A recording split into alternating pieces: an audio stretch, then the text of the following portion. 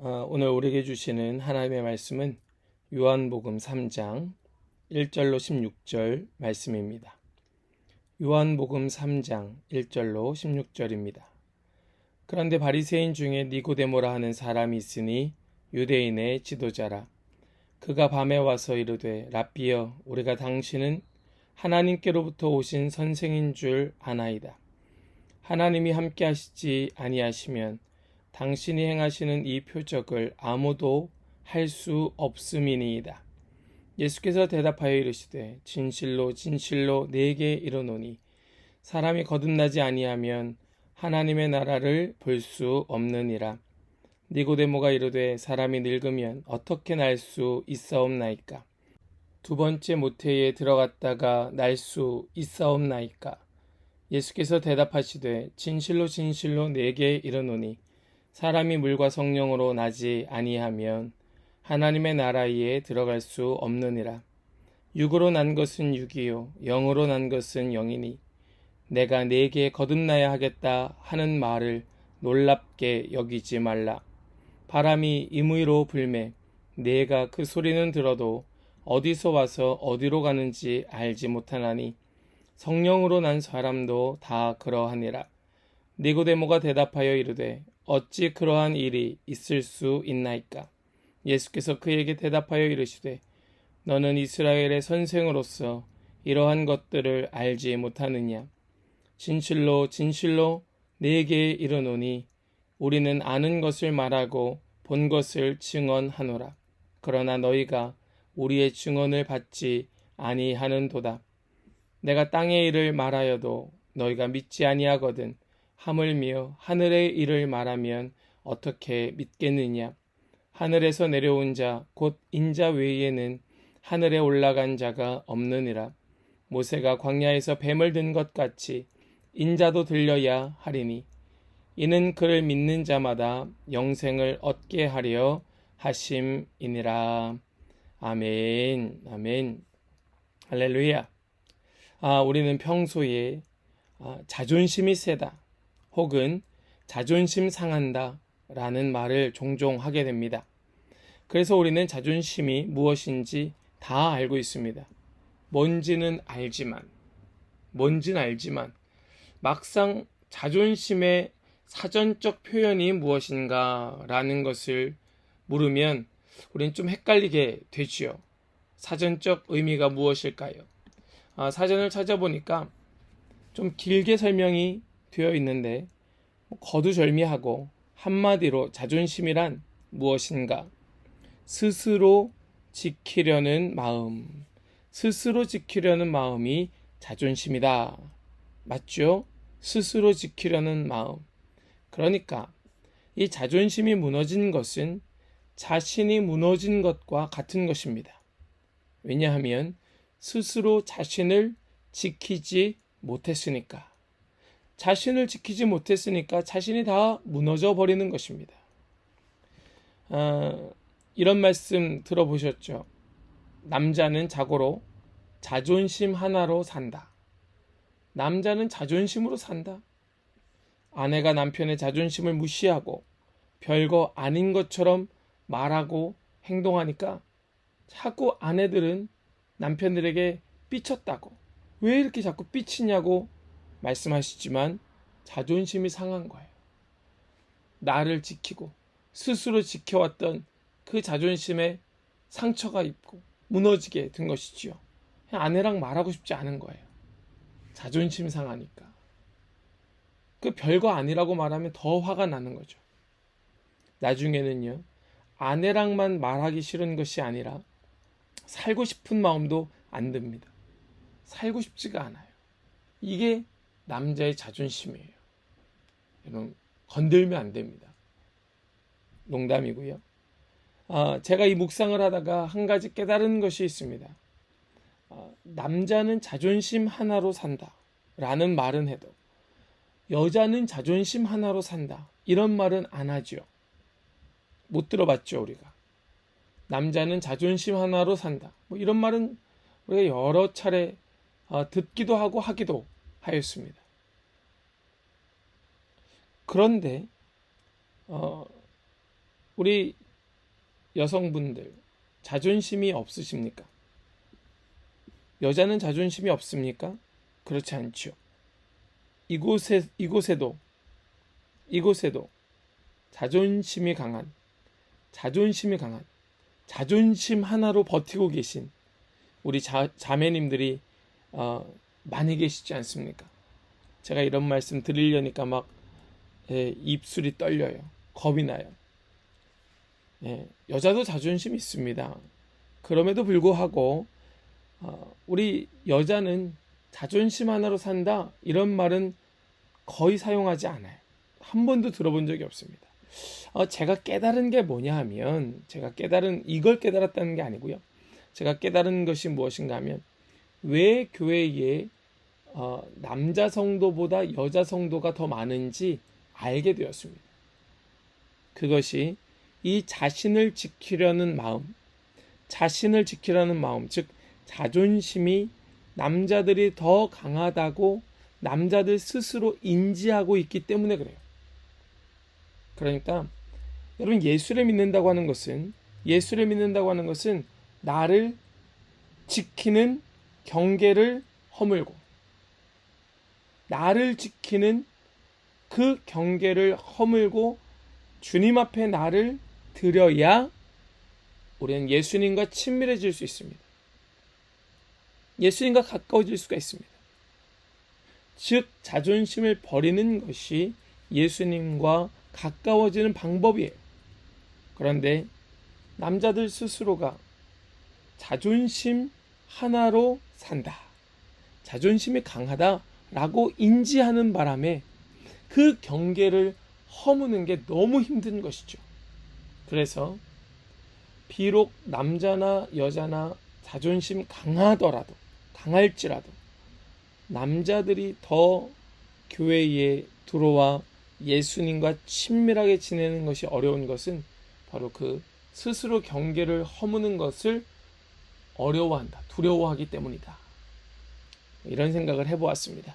아무튼 여러분, 우리 이 한빛교회 남자 성도들은 그 어떤 누구보다 예수님과 더 가까워지시기를 축복합니다. 이것이 우리의 진짜 복이 되었으면 좋겠습니다. 그러면 여러분, 자존감이라는 단어는 들어보셨습니까? 자존감이라고 하는 단어는 주로 이제 심리 상담 쪽에서 자주 사용하는 단어입니다. 자존감, 이거의 사전적인 의미는 스스로 존중하는 마음이 사전적 의미의 자존감입니다. 여러분, 그래서 사실은 자존감이 자존심보다 좀 더 인간의 근본적인 마음이에요. 자존감이 자존심보다 좀 더 근본적인 우리 인간의 마음이에요. 그래서 자존감, 즉 자신을 존중하는 마음이 비교적 높은 사람은 자존심이 상해도 무너져도 그래도 버티고 견딜 수 있습니다. 그런데 자존감이 낮은 사람, 즉 자신을 존중하는 마음이 약한 사람은 자존심이 무너지면 견딜 수가 없습니다. 다 무너져 버려요. 그래서 이 자존감이 높은 것이 중요합니다. 그것이 우리 자신을 지킬 수 있는 방법이에요. 그 근본적인 방법입니다. 여러분, 그 사람이 자존심이 세다 하는 것이 때로는 좋게 작용할 수 있습니다. 물론 있습니다. 좋게 작용할 수 있습니다. 하지만 어쩌면 자존심이라고 하는 것은 자신을 자기가 지키려고 하는 교만의 한 부분일 수 있는 것입니다. 교만의 한 부분. 그러면 이 자존심이라고 하는 것이 지키려고 하는 것이 무엇일까요? 자존심은 스스로 지키는 마음인데 뭘 지킵니까? 스스로 뭘 지킵니까? 여러분, 그것이 인정이라고 하는 것입니다. 인정. 사람들로부터 인정받는 것. 여러분, 사람들은 누구나 정도의 차이가 있지만 다른 사람들 앞에서 자신을 드러내고 싶어 합니다. 남들이 자신을 알아주기를 바라는 마음이 있습니다. 이것이 인정이지요.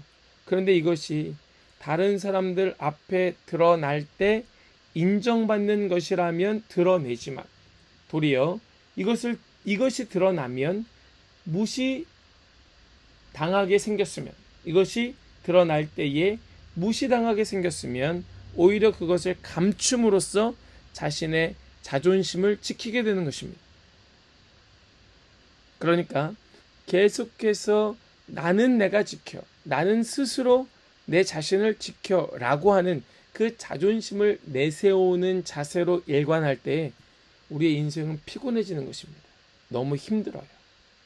자존심을 버리는 것이 굉장히 편할 때가 있는 것입니다. 그리고 우리가 이 말씀 앞에, 예수님 앞에 선다는 것은 바로 그 경계를 허물어가는 것입니다. 오늘 말씀, 우리가 읽은 이 본문의 말씀 속에 두 사람이 등장을 합니다. 한 사람은 예수님이죠. 또 한 사람은 니고데모였습니다. 그런데 어느 날 밤에 니고데모가 예수님을 찾아갑니다. 그리고 예수님과 대화를 나누게 돼요. 그 대화의 내용이 오늘 말씀의 내용입니다. 여러분, 그런데 왜 니고데모가 하필 밤에 예수님을 찾아갑니까? 왜 밤에 예수님을 찾아갑니까? 여러분, 니고데모가 어떤 사람인지를 우리가 살펴보면 대충 이해가 됩니다. 우리 1절 말씀 같이 보겠습니다. 1절 함께요. 그런데 바리새인 중에 니고데모라 하는 사람이 있으니 유대인의 지도자라. 아멘. 먼저 이 1절에서 니고데모는 바리새인이라고 소개하고 있습니다. 바리새인이 누구입니까? 율법에 철저한 사람, 말씀을 지키기로 손꼽히는 사람이 바리새인이죠. 그런데 말씀을 잘 지키려면 말씀을 잘 알아야 합니다. 그래서 바리새인들은 말씀을 잘 알 뿐만 아니라 잘 지키는 사람이 바리새인이었습니다. 그리고 또 뭐라고 말합니까? 유대인의 지도자. 이전 번역 성경을 보면 유대인의 관원 이렇게 되어 있습니다. 유대인의 관원. 이게 무슨 말인가 하면 요즘식으로 하면 국회의원을 말합니다. 국회의원. 그러니까 그 민족의 아주 중요한 역할을 하는 대표이죠. 그리고 이 니고데모는 부자였고 또 사람들의 선생이었고 가르치는 자였고 이런 국회의원과 같은 아주 중요한 자리에 있는 사람이었고, 그래서 종교적으로나 사회적으로 권력과 명예와 부와 명성을 다 갖고 있었던 사람이 이 니고데모였던 것입니다. 그렇게 생각해 보면 왜 니고데모가 밤에 예수님을 찾아오는지 대충 답이 나오죠. 왜 밤에 예수님을 찾아옵니까? 예수님을 낮에 만나는 것이, 예수님을 낮에 사람들 많이 볼 때 예수님을 찾아오는 것이 그의 뭘 건드립니까? 뭐에 상처가 됩니까?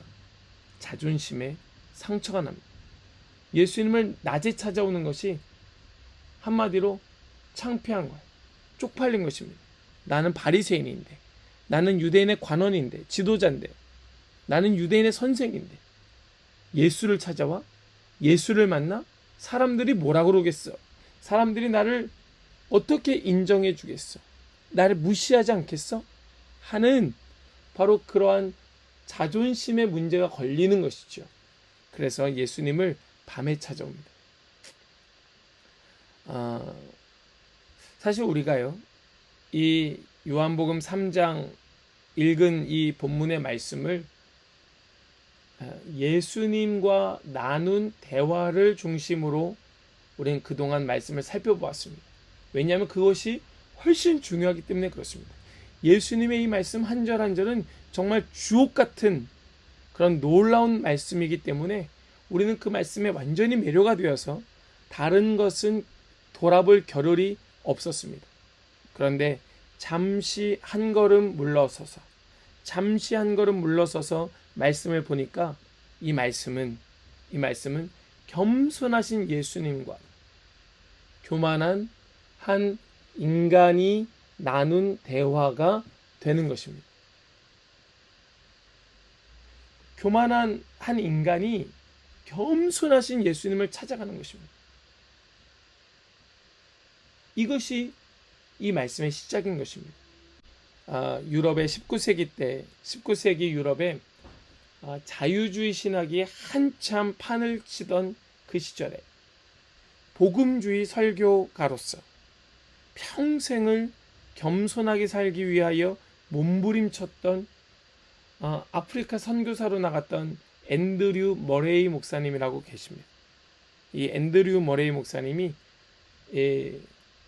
이렇게 말씀하셨어요. 이런 말씀을 하셨어요. 교만은 겸손을 잃어버렸을 때 나오는 것이다. 교만은 겸손을 잃어버렸을 때 나오는 것이고, 겸손이라고 하는 것은 하나님을 전적으로 의존했을 때 나오는 것이 겸손이다.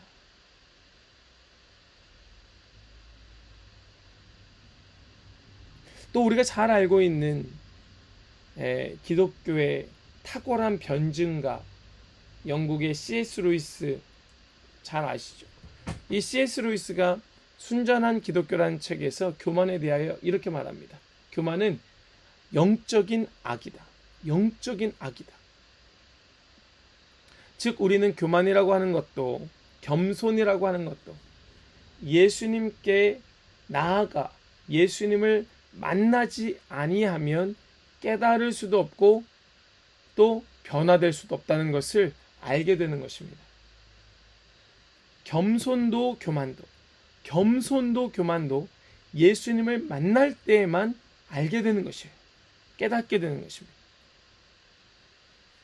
우리가 오늘 본문의 말씀 하나하나를 세밀하게 다 살펴볼 수는 없습니다.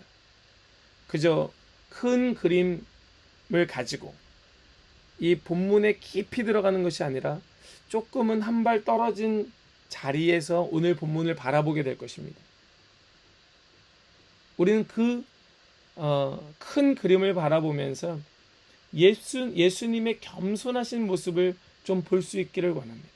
예수님의 겸손하신 모습, 그리고 그 예수님께 가까이 나아가는 것, 예수님께 가까이 나아가는 것이 얼마나 중요한 것인가 하는 것을 좀 깨닫는 시간이 될 수 있기를 원합니다.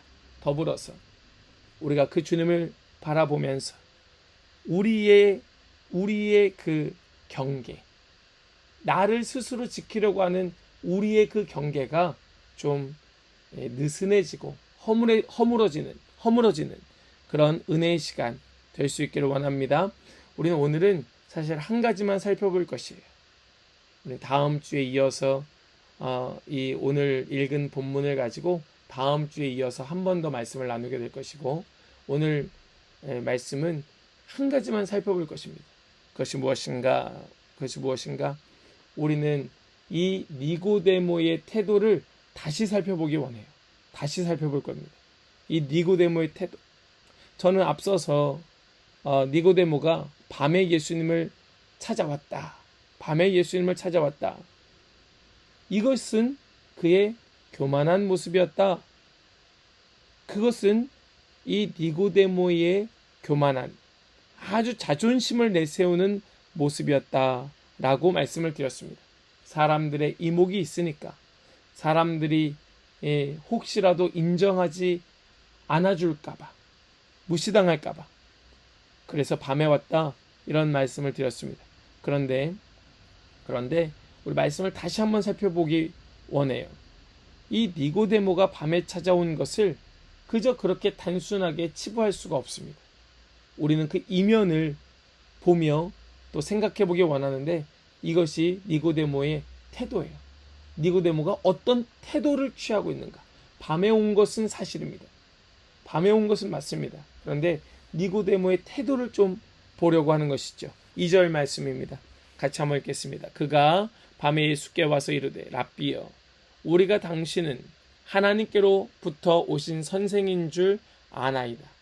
하나님이 함께 하시지 아니하시면 당신이 행하시는 이 표적을 아무도 할 수 없음이니이다. 아멘. 니고데모가 예수님을 찾아와 예수님을 뭐라고 부르고 있습니까? 랍비여. 그렇죠? 랍비여라고 부르고 있습니다. 여러분, 그런데 예수님이 랍비입니까? 맞죠? 예수님 진정한 랍비죠. 여러분, 랍비가 뭡니까? 랍비 선생이죠. 선생, 가르치는 자, 특별히 말씀을 가르치는 자가 랍비죠. 예수님은 진정한 랍비가 맞습니다. 그런데 이 유대인들은 아무나 랍비라고 인정해주지 않습니다. 유대인들이 정한 정규 교육을 받아야 합니다. 그리고 그들이 인정하는 연구 과정을 거쳐야 됩니다. 그렇게 서티피케이트를 받아요. 자격증을 받습니다. 그리고 나이가 40이 넘어야 됩니다. 그래야 랍비로 인정해 줍니다. 그런데 예수님께서 그런 랍비 정규 교육 과정을 밟으셨습니까? 그렇지 않죠. 연구 과정을 거치셨습니까? 예수님께서 이 성경 신학 석사 박사가 있으십니까? 없으세요. 예수님은 성경이 신학 석사 박사가 없으십니다. 더더군다나 결정적으로 예수님은 40이 되려면 한참 남았습니다. 그러니까 유대인들이 생각할 때 예수님은 랍비로서 인정받기가 어려운 거예요. 그렇게 따지자면 니고데모는 진짜 랍비죠. 니고데모는 정말 누구나 인정할 수 있는 랍비입니다. 그런데 그런 니고데모가 도리어 머리를 조아려 예수님께 랍비여 라고 부르고 있는 것입니다. 여러분, 그 태도가 어떻습니까? 자기보다 한참 어린 그 예수라고 하는 청년을 앞에 두고 니고데모는 지금 랍비여 라고 부르고 있는 것이에요. 그의 태도를 보면 니고데모는 단순히 자신의 자존심을 지키기 위하여 밤에 찾아온 것이 아니라 다른 이유가 있겠구나. 아마도 그 이유가 정말 바쁜 중에 낮에는 도저히 시간을 낼 수가 없어서 혹시 좀 더 친밀하게 대화를 나누고자 밤에 찾아온 것은 아닐까 하는 생각을 해보게 되는 것이죠. 여러분, 더군다나 이 니고데모가 관심을 갖고 있는 부분이 어떤 부분인지 보십시오. 제가 이제 하이라이트 해 놓은 이 말씀을 보면 바로 니고데모의 관심은 구원, 또 메시아, 하나님의 나라, 이러한 것들에 관심을 갖고 있습니다. 다른 바리새인들은 그저 권력을 탐하고 기득권을 어떻게 유지할 것인가에 관심을 기울이고 있을 때에 니고데모는 진짜 유대인으로서 메시아, 구원, 하나님의 나라, 이러한 것에 관심을 가지고 예수님께 찾아와 그 어린 예수님께 묻고 있었던 것입니다. 여러분, 이것은 교만한 태도가 아니라 진짜 겸손한 태도 아닙니까? 니고데모는 예수님이 누구이신지 정확히 알지 못했습니다. 잘 몰랐어요. 그렇지만 그는 예수님을 만나서 분명히 메시아와 그 하나님의 나라에 대한 어떤 답을 얻을 수 있을 것이라고 하는 확신 가운데 예수님을 찾아갔던 것입니다. 그리고 그 예수님을 증명해 줄 수 있는 표적에 대한 이야기를 꺼냈던 것이에요. 표적을 이야기하는 것입니다. 여러분, 이 니고데모가 꺼내놓은 표적에 대한 이야기는 예수님께서 물로 포도주를 만든 사건을 이르는 말씀입니다. 예수님께서 갈릴리 가나라고 하는 동네에 결혼식을 참석하게 되셨죠. 결혼식에 참석하셨는데 그 결혼식에 포도주가 다 떨어지게 되었습니다. 예수님의 어머니 마리아가 예수님을 찾아와서 이 포도주가, 잔치의 포도주가 떨어졌다. 잔치의 포도주라고 하는 것은 약방의 감초 같은 것입니다. 그 어머니 마리아의 그 말에 예수님께서는 하인들에게 항아리 아구까지 물을 가득 채우라고 말씀하십니다. 그리고 이제 떠서 그 연회를 주관하는 연회장에게 갖다 주라 라고 말씀하십니다. 우리 그 본문을 같이 한번 좀 읽기 원합니다. 요한복음 2장 8절부터 우리 10절 11절까지 천천히 함께 읽겠습니다. 이제는 떠서 연회장에게 갖다 주라 하심에 갖다 주었더니 연회장은 물로 된 포도주를 맛보고도 어디서 났는지 알지 못하되 물 떠온 하인들은 알더라. 연회장이 신랑을 불러 말하되 사람이 먼저 좋은 포도주를 내고 취한 후에 낮은 것을 내거늘 그대는 지금까지 좋은 포도주를 두었도다 하니라. 예수께서 이 첫 표적을 갈릴리 가나에서 행하여 그의 영광을 나타내심에 제자들이 그를 믿으니라. 아멘. 또 2장 마지막 말씀에 이런 말씀이 추가로 나옵니다. 6월절에 예수께서 예루살렘에 계시니 많은 사람이 그의 행하시는 표적을 보고 그의 이름을 믿었으나. 그러니까 이 니고데모는 예수님께서 행하신 표적, 이 갈릴리 가나에서 행하신 표적과 또 예루살렘에서 행하신 그 표적에 대한 이야기를 듣고 이거 보통 기적과는 다르구나 하는 것을 직감적으로 알았던 것입니다. 이 표적은 단순한 기적, 단순한 미러클이 아니라 이것은 뭔가 사인이구나 하는 것을 깨달았다는 것입니다. 그런 관점을 가지고 그런 궁금한 마음을 가지고 예수님을 찾아왔던 것이에요. 여러분, 우리가 이러한 이야기를 나눈 다음에 이 니고데모가 밤에 예수님을 찾아갔다는 말씀을 다시 생각해 보면 이 밤이라고 하는 것은 다른 의미겠구나 하는 것을 좀 이해할 수 있게 되죠. 분명히 이 니고데모가 아직 예수님을 잘 몰랐기 때문에 분명히 그 자존심에 대한 부분도 걸렸을 것이에요. 그런데 예수님께서 행하신 그 많은 일들을 볼 때에 그 경계가 허물어지고 있었던 것입니다. 그 자존심을 내려놓고 있었던 것입니다. 여러분, 이 밤이라고 하는 이 시간은 어떤 시간인가 하면 유대인들이 사용하는 메타포, 은유적 표현이라고 하죠. 이 유대인들이 사용하는 메타포가 있는데 그것은 뭐냐면 이 밤이라고 하는 시간, 이것은 하나님의 시간이 아닙니다. 이것은 사단의 시간이고 악이 판을 치는 시간입니다. 사단이 주도하는 시간이 밤이에요. 그런데 이 니고데모가 그 밤에 예수님을 찾아온 것입니다. 그러면 이것이 어떤 의미로 사람들에게, 유대인들에게 이해가 되게 되는가 하면 악과 거짓과 사단의 주권 아래 있는 그 밤에 그는 그 가운데 있지 아니하고 그곳을 벗어나 어디로 갑니까? 빛 대신 예수님께로 옮겨지고 있음을 보여주는 사건으로 이해가 되는 것입니다. 놀랍죠? 즉 교만한 그 삶에서 경계를 허물어 겸손으로 옮겨지고 있는 사건이 밤에 예수님을 찾아오는 사건이었습니다.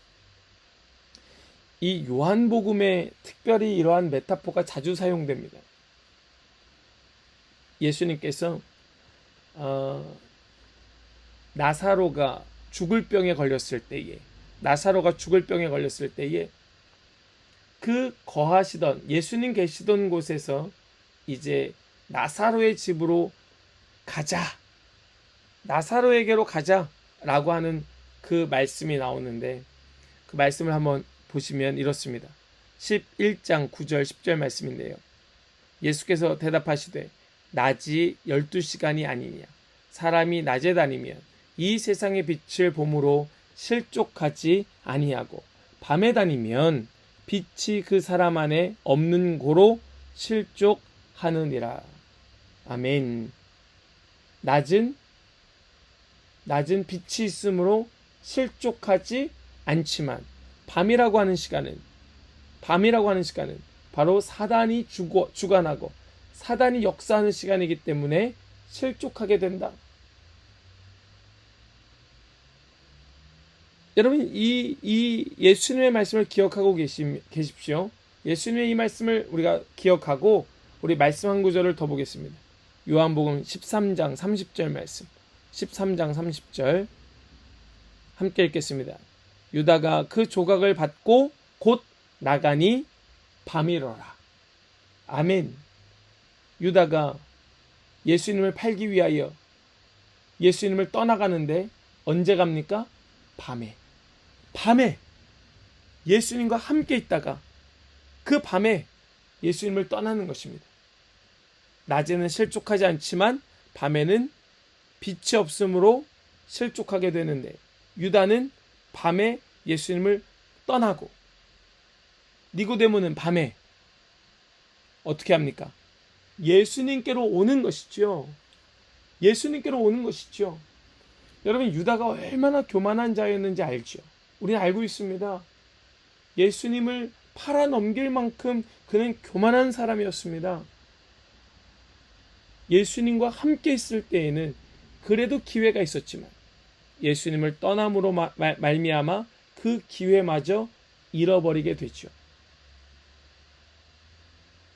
그런데 니고데모는 그 밤에 예수님께로 왔던 것입니다.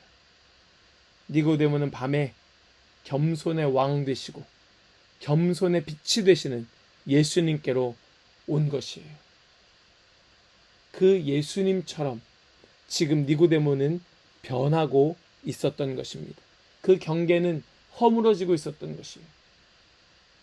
우리가 오늘 말씀을 읽지는 않지만 이 니고데모는 나중에 예수님 십자가에 달려 죽으신 후에 예수님의 장례의 문제에 깊이 관여하여 예수님의 그 장례를 거의 상주처럼 치르고 있습니다. 제자들은 다 도망가고 그게 이 니고데모로 나중에 나와요. 우리 나중에 한번 말씀 다시 보겠습니다. 아직 니고데모는 예수님이 누구인지 잘 모릅니다. 뭐가 뭔지 몰라요. 구원이 뭔지, 거듭남이 뭔지, 성령이 뭔지, 하나님의 나라가 뭔지 그는 알지 못합니다. 잘 모릅니다. 그럼에도 불구하고 그는 예수님 그분을 만나야겠다고 예수님께 나아가고 있었습니다. 용기를 내서 찾아오고 있었습니다. 그 밤에 빛 대신 예수님께로 가고 있었습니다. 사랑하는 여러분, 저는 우리가 그렇게 살기 원합니다. 우리가 그렇게 살아야 합니다. 예수님처럼, 겸손하신 예수님처럼 살기를 우린 결단해야 됩니다. 바로 이 사순절에 그 주님을 만나야 합니다. 교만함에서 겸손함으로, 밤에서 낮으로, 어두움에서 빛으로, 또 자존심에서 그 다 경계를 허물고 주님의 마음으로, 육신에서 영으로, 현실적인 것에서 본질적인 것으로 다 옮겨져야 하는 것입니다. 오늘 우리가 이 말씀을 붙들고 그 경계를 허무는 저와 여러분 되길 원합니다. 우리의 삶이 바로 이 사순절 기간 동안에 그 훈련을 할 수 있기를 간절히 소망합니다. 우리의 자존심 좀 버렸으면 좋겠어요. 그 경계를 허물었으면 좋겠습니다. 그리고 주님의 겸손하신 성품 그 마음 받아서 예 주님 저도 겸손하신 예수님처럼 살겠습니다. 결심하고 다짐하고 결단하고 훈련하는 그런 우리 모든 성도 되실 수 있기를 간절히 소망합니다. 우리 다음 주에 이어서 계속 말씀을 좀 나누기 원합니다. 기도하겠습니다. 하나님 감사합니다. 오늘 이 말씀을 통하여 예수님처럼 겸손하게 살기를 소망하고 다짐하게 하심을 감사합니다. 우리 모든 성도가 이제는 그 어두움에서 빛으로 교만에서 겸손함으로 그 경계를 허물고 옮겨지는 은혜의 역사가 있게 하여 주시옵소서. 온전히 주님께 맡기고 주님 이끌어 주신 대로 순종하기를 소망하며 예수 그리스도의 이름으로 기도하옵나이다. 아멘.